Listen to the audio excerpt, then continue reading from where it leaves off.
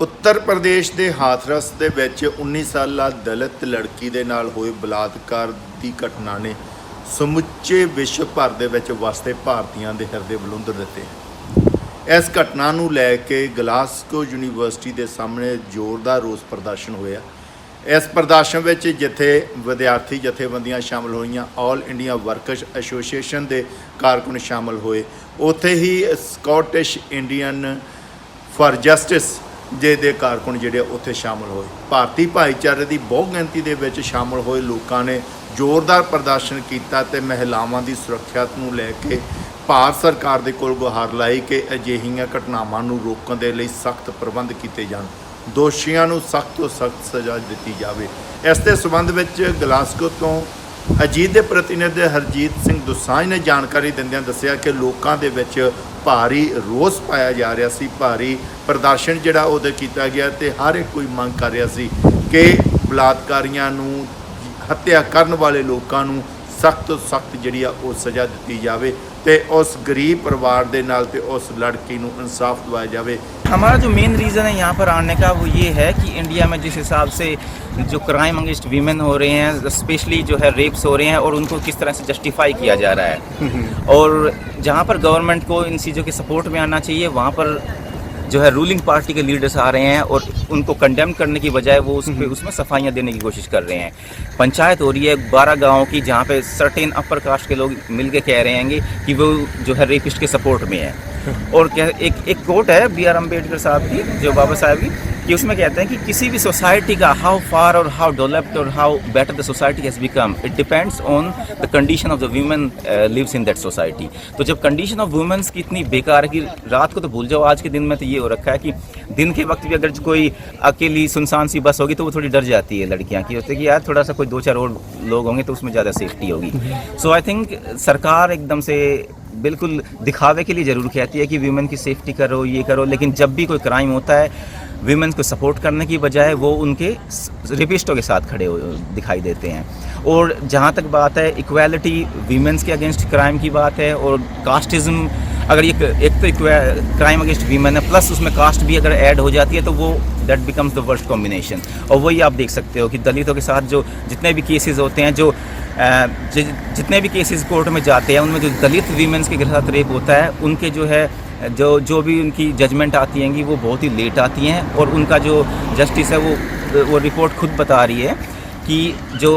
दलित women's हैं उनके जितने भी अगेंस्ट क्राइम होते हैं उन सारे के सारे क्राइम्स में उनका जो उनको जस्टिस मिला है उसका रेशियो बहुत ही कम है as compare to other women. मेरा नाम अनिकेत धुमले है, मैं महाराष्ट्र नागपुर से हूँ, और मैं और मेरे 3 दोस्तों ने ये प्रोग्राम अरेंज किया है आज का डेमोन्स्ट्रेशन। आप सभी को पता है कि अभी यूपी में जो एक ब्रूटल इंसिडेंट हुआ है कुछ दिनों पहले हाथरस में, वो लड़की के साथ 4 लोगों ने गैंगरेप किया है। उसके बाद 10 दिनों के बाद वो अनकॉन्शियस थी, उसका स्टेटमेंट के बाद उसके स्टेटमेंट को भी मैनिपुलेट किया गया और कहा कि वो रेप नहीं हुआ है, और उसके बाद वो लड़की अभी जा चुकी है हम सबके बीच में से, और उस लड़की को जस्टिस देने के लिए हम दोस्तों ने ये सब प्रोग्राम अरेंज किया है। हाँ जी, मेरा नाम हरयाल सिंह बारी है, मैं काफ़ी एसोसीएशन के इन्वॉल्व है। ਅਸੀਂ 1970s ਦੇ ਵਿੱਚ ਗਲਾਸਗੋ ਵਿੱਚ ਜੋ ਵੀ ਅਨਿਆਏ ਹੁੰਦਾ ਰਿਹਾ ਹੈ, ਕੋਈ ਸਾਡੇ ਨਾਲ ਦੁਰਵਿਹਾਰ ਹੁੰਦਾ ਰਿਹਾ ਹੈ ਜਾਂ ਸਾਡੇ ਨਾਲ ਡਿਸਕ੍ਰਿਮੀਨੇਸ਼ਨ ਹੁੰਦੀ ਰਹੀ ਹੈ, ਅਸੀਂ ਬੜੇ ਹੀ ਜ਼ੋਰ ਤਰੀਕੇ ਨਾਲ ਉਸ ਨੂੰ ਫਾਈਟ ਕੀਤਾ ਹੈ। ਸੋ ਇਸੇ ਤਰ੍ਹਾਂ ਹੀ ਜੋ ਇੰਡੀਆ ਦੇ ਵਿੱਚ ਹਰ ਇੱਕ ਸ਼ਹਿਰ ਦੇ ਵਿੱਚ ਤਕਰੀਬਨ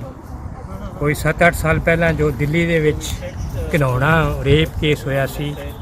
ਉਸ ਤੋਂ ਵੀ ਵੱਧ ਘਿਨਾਉਣੀ ਹਰਕਤ ਜੋ ਹੈ ਉਹ ਪਿਛਲੇ ਕੁਝ ਹਫ਼ਤਿਆਂ ਵਿੱਚ यूपी ਵਿੱਚ ਹੋਈ ਹੈ। यूपी ਜੋ ਕਿ ਇੰਡੀਆ ਦਾ ਸਭ ਤੋਂ ਵੱਡਾ ਸੂਬਾ ਹੈ,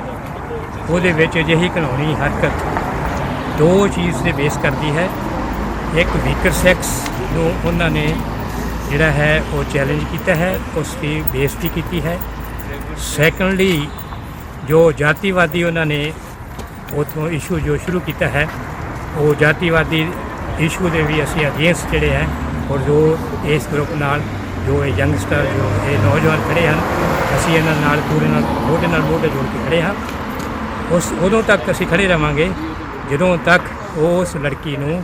ਮਨੀਸ਼ਾ ਜੋ ਵਿਚਾਰੀ ਬੱਚੀ ਇਸ ਦੁਨੀਆ ਉੱਪਰ ਨਹੀਂ ਰਹੀ ਔਰ ਜਿਸ ਨੂੰ ਕਿ ਬਹੁਤ ਹੀ ਅਤਿਆਚਾਰ ਸਹਿਣੇ ਪਏ ਉਸ ਕੈਪੀਟਲਿਸਟਿਕ ਲੋਕਾਂ ਤੋਂ, ਉਸ ਪਛਾਣ ਖਿੱਚੂ ਸ਼੍ਰੇਣੀ ਤੋਂ, ਜੋ ਕਿ ਅੱਜ ਵੀ ਆਪਣੀ ਗਲਤੀ ਨੂੰ ਮੰਨਣ ਵਾਸਤੇ ਬਿਲਕੁਲ ਤਿਆਰ ਨਹੀਂ ਹਨ। ਅੱਜ ਵੀ ਉਹੋ ਜਿਹੇ ਉਹ ਭਾਸ਼ਣ ਦੇ ਰਹੇ ਹਨ ਜਿਹੜੇ ਐਡੀ ਵੱਡੀ ਪੋਜੀਸ਼ਨ 'ਤੇ ਉੱਥੇ ਬੈਠੇ ਹਨ, ਜਿਨ੍ਹਾਂ ਨੂੰ ਇਹ ਚਾਹੀਦਾ ਸੀ ਕਿ ਉਹ ਰਾਈਟ ਵੇ ਉਸ ਲੜਕੀ ਨੂੰ, ਉਸ ਗਰੀਬ ਪਰਿਵਾਰ ਨੂੰ ਜਿਹੜਾ ਉਹ ਇਨਸਾਫ ਦਿਵਾਉਂਦੇ, ਉਹ ਇਸ ਕਰਨ ਦੀ ਬਜਾਏ ਉਸ ਨੂੰ ਹਸ਼ਪ ਕਰਨ ਦੀ ਕੋਸ਼ਿਸ਼ ਕਰ ਰਹੇ ਹਨ। ਏਸੀ ਗਲਾਸਗੋ ਤੋਂ ਹਰਜੀਤ ਸਿੰਘ ਦੋਸਾਂਝ ਅਤੇ ਲੰਡਨ ਤੋਂ ਮਨਪ੍ਰੀਤ ਸਿੰਘ ਬਦਨੀ ਕਲਾਂ ਦੀ ਵਿਸ਼ੇਸ਼ ਰਿਪੋਰਟ। ਤੇ ਤੁਸੀਂ ਵੇਖਦੇ ਰਹੋ ਅਜੀਤ ਵੈਬ ਟੀਵੀ। ਬਹੁਤ ਬਹੁਤ ਧੰਨਵਾਦ।